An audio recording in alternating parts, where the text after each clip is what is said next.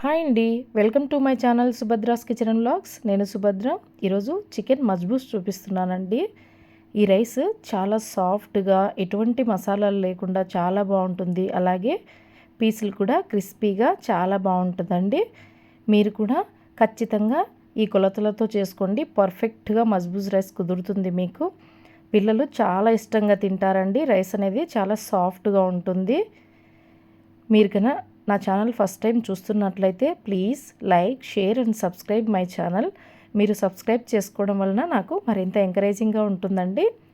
ఈ మజ్బూస్ కోసం నేను చికెన్ని ఈ విధంగా పెద్ద పెద్ద ముక్కలుగా కొట్టించుకుంటున్నానండి.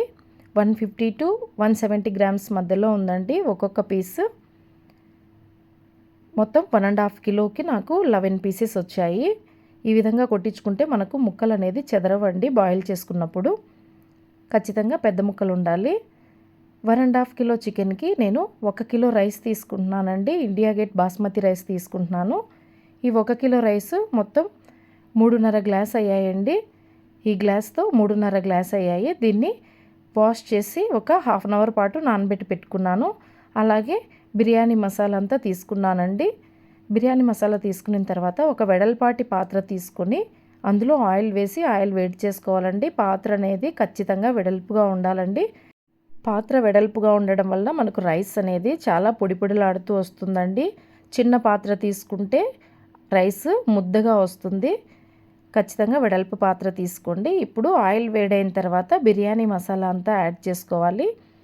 ఒక 1 మినిట్ బిర్యానీ మసాలాను వేంపేసి ముందుగా కట్ చేసి పెట్టుకున్న ఆనియన్స్ యాడ్ చేసుకోవాలండి. నేను కిలో రైస్కి 3 ఆనియన్స్ తీసుకున్నాను. 3 ఆనియన్స్ కూడా సన్నగా కట్ చేసి పెట్టుకున్నానండి. అలాగే ఒక 10 పచ్చిమిర్చి నిలువుగా చీల్చి వేసుకున్నానండి. ఈ ఆనియన్ పచ్చిమిర్చి చూడండి మంచి రంగు వచ్చేంత వరకు వేయించుకోవాలి. ఈ విధంగా మంచి రంగు వచ్చిన తర్వాత నేను 2 స్పూన్ల అల్లం వెల్లుల్లి పేస్ట్ యాడ్ చేసినానండి. ఇదండి అల్లం వెల్లుల్లి పేస్ట్. ఈ అల్లం వెల్లుల్లి పేస్ట్ యాడ్ చేసి దీన్ని పచ్చి వాసన పోయేంత వరకు బాగా వేంపుకోవాలి. అల్లం వెల్లుల్లి పచ్చివాసన పోయిన తర్వాత 2 టమాటాలు కట్ చేసి యాడ్ చేసుకోవాలి. ఈ టమాటాలను కూడా మంచిగా మగ్గించుకోవాలండి. ఇప్పుడు కట్ చేసి పెట్టుకున్నటువంటి కొత్తిమీర అలాగే పుదీనా కూడా యాడ్ చేసుకోవాలండి. కొత్తిమీర పుదీనాను ఒకసారి మంచిగా మిక్స్ చేసి కొంచెం సాల్ట్ కూడా యాడ్ చేసుకోవాలి. సాల్ట్ యాడ్ చేసి మనము టమాటా మగ్గేంత వరకు సిమ్లో పెట్టి లిడ్ క్లోజ్ చేసుకొని ఒక 5 నిమిషాలు వదిలేసేయాలండి. చూడండి 5 నిమిషాల తర్వాత టమాటా ఇలాగా బాగా మెత్తబడిపోతుంది. ఇప్పుడు 2.5 స్పూను ధనియాల పొడి యాడ్ చేసుకుంటున్నానండి. ధనియాల పొడి యాడ్ చేసిన తర్వాత మళ్ళీ ఒకసారి మిక్స్ చేసి 2 నిమిషాలు వేంపుకోవాలండి. ధనియాల పొడి అనేది పచ్చివాసన పోయేంత వరకు. ఇప్పుడు ఈ మసాలాలన్నీ మగ్గిన తర్వాత మనం ముందుగా శుభ్రంగా వాష్ చేసి పెట్టుకున్నటువంటి చికెన్ను యాడ్ చేసుకోవాలి. చికెన్ యాడ్ చేసి మళ్ళీ అంతా ఒకసారి మిక్స్ చేసుకోవాలండి. నెక్స్ట్ సాల్ట్ కూడా యాడ్ చేసుకొని మళ్ళీ అంతా ఒకసారి మిక్స్ చేసుకోవాలి.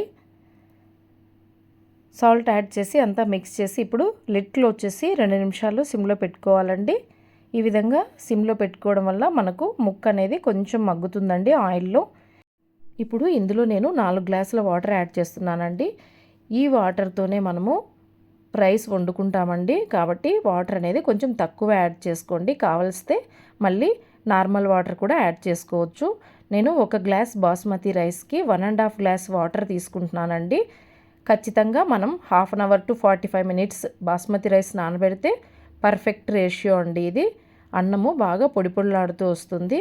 ఇప్పుడు ఇందులో కొంచెం గరం మసాలా అలాగే లెమన్ జ్యూస్ యాడ్ చేసి మంచిగా మిక్స్ చేసుకొని ఇప్పుడు ఉప్పు కూడా తక్కువ ఉంటే అడ్జస్ట్ చేసుకొని ఒక 10 నిమిషాలు హై ఫ్లేమ్లో పెట్టి ఉడికించుకోవాలండి.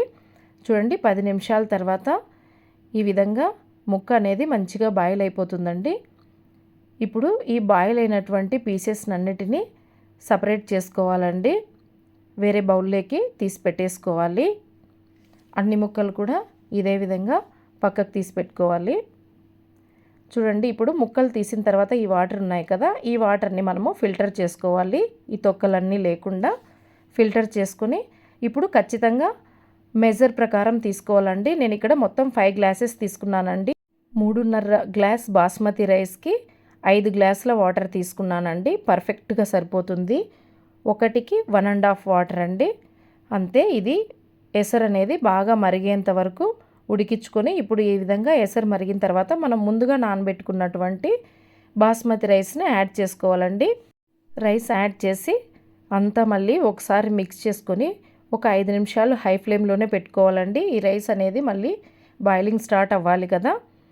5 నిమిషాలు లిడ్ క్లోజ్ చేసి హై ఫ్లేమ్లోనే పెట్టుకోవాలండి. 5 నిమిషాల తర్వాత మనకి బాయిలింగ్ స్టార్ట్ అయిన తర్వాత ఇప్పుడు మళ్ళీ అంతా ఒకసారి మిక్స్ చేసుకొని సిమ్లో పెట్టుకోవాలండి. ఒక 10 మినిట్స్ సిమ్లో పెట్టుకోవాలి. చూడండి, ఈ విధంగా మంచిగా మిక్స్ చేసుకొని ఒక 10 నిమిషాలు లిడ్ క్లోజ్ చేసి సిమ్లో పెట్టుకోవాలండి. 10 నిమిషాల తర్వాత ఆల్మోస్ట్ వాటర్ కంప్లీట్ అయిపోయి ఉంటుందండి. ఇప్పుడు మళ్ళీ అంతా ఒకసారి స్లోగా మిక్స్ చేసుకొని ఇప్పుడు దీనికి దమ్ పెట్టుకోవాలండి. కింద రోటీ పాన్ పెట్టుకొని ఆ పాన్ పైన మనము ఈ బిర్యానీ హండీ పెట్టుకోవాలండి. ఈ విధంగా బిర్యానీ హండీ పెట్టి దానిపైన ఏదైనా వెయిట్ పెట్టుకుంటే రైస్ అనేది ఈవెన్గా కుక్ అవుతుందండి. ఒక 15 మినిట్స్ పెట్టుకోవాలి. చూడండి, 15 మినిట్స్ తర్వాత పర్ఫెక్ట్గా రైస్ రెడీ అయిపోతుందండి. ఎంత పొడి పొడిలాడుతూ వస్తుందో. పర్ఫెక్ట్గా 1 గ్లాస్ రైస్కి 1.5 గ్లాస్ వాటర్ సరిపోతుందండి. ఖచ్చితంగా ఈ మెజర్తో ఒకసారి ట్రై చేసి చూడండి, చాలా బాగా వస్తుంది రైస్ అనేది. ఇప్పుడు లిడ్ క్లోజ్ చేసి దీన్ని అదే పాన్ పైన పెట్టుకోవాలండి. వెంటనే డిష్ అవుట్ చేయకూడదు. ఒక 10 నిమిషాలు లిడ్ క్లోజ్ చేసి అలాగే వదిలేసేయాలి. నెక్స్ట్ మనం ముందుగా బాయిల్ చేసి పక్కన పెట్టుకున్నటువంటి చికెన్ పీసెస్కి మసాలా రెడీ చేసుకోవాలండి. 2 స్పూన్స్ కారము, 1.5 స్పూన్ ధనియాల పొడి, 1 స్పూన్ అల్లం వెల్లుల్లి పేస్ట్, కొంచెం salt, garam masala, lemon juice వేసుకొని దీన్నంతా మంచిగా మిక్స్ చేసుకోవాలండి.